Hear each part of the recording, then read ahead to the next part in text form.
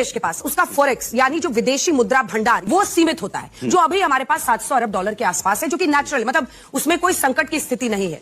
क्या बात कर रहे हैं? लेकिन उसी डॉलर से हम क्या क्या विदेश से खरीदते हैं, पेट्रोल डीजल कच्चा तेल जो भी हम खरीदते हैं, फर्टिलाइजर जो किसानों के लिए अनिवार्य है, उसी से हम सोना अन्य दवाइयां भी खरीदते हैं। तो अगर सोने को एक साल तक छोड़ देंगे तो हमारे पास एक क्वेश्चन रहेगा कि हम भाई कच्चे तेल के निर्यात में या खरीद में या फिर फर्टिलाइजर की खरीद में कोई दिक्कत ना आए। अगर ये सब उपाय सुझाए जा रहे हैं, 1000 करोड़ रुपए का तेल कंपनियों को रोज नुकसान हो रहा है, तो क्या प्रॉब्लम है इसमें? अभी पता चलेगा। हमने तो सुना था क्या?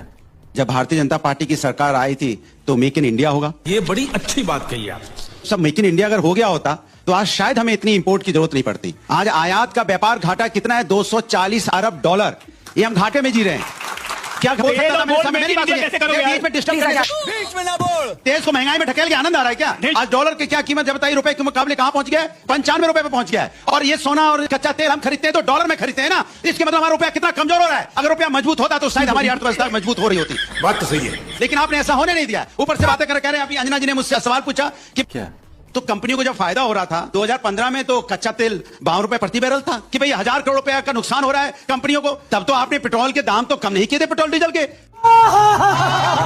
तब तो कंपनियां कमा रही थी। 2016 में 44 यहां पे डॉलर प्रति बैरल था, तब पेट्रोल डीजल का दाम कम नहीं हुआ, तब तो कंपनियां कमा रही थी। तब कंपनियों ने क्यों नहीं वहां पे पेट्रोल डीजल का दाम कम किया? सरकार ने, मैं पूछना चाहता हूं। मुझे क्रेडिट नहीं चाहिए। कंपनियां कमाएंगी तो ठीक, अब जरा सा थोड़ी कंपनी को दिक्कत आई है तो सजा जनता भुगतेगी। तब सरकार नहीं भुगतेगी, तब सजा जनता भुगतेगी अगर कंपनी को नुकसान हो रहा है। लेकिन कंपनी को फायदा होता है तब सरकार चुप्पी साध जाती है।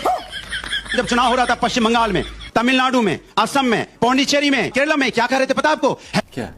हेलीकॉप्टर दौड़ रहे थे, जहाज घूम रहे थे। तब फ्यूल खर्च हो रहा था, रैलियां हो रही थी, काफले निकल रहे थे। तब क्यों चिंता नहीं आई? बात तो सही है। चुनाव बाद में देख लेंगे, पहले राष्ट्र बचाना है। लेकिन आपने इसकी चिंता नहीं की, आप चुनाव की चिंता करते रहे। चुनाव जीत लिए, आपने वोट ले ली, उसके बाद कह रहे हैं अब महंगाई बढ़ानी है ना। विपक्ष आपको आगाह कर रहा था, विपक्ष की बात नहीं माने, आज डीजल पेट्रोल के दाम बढ़े, आम आदमी इसकी सजा भुगतेगा। आपका क्या है? हम तो फकीर आदमी है, झोला लेके चल पड़ेंगे।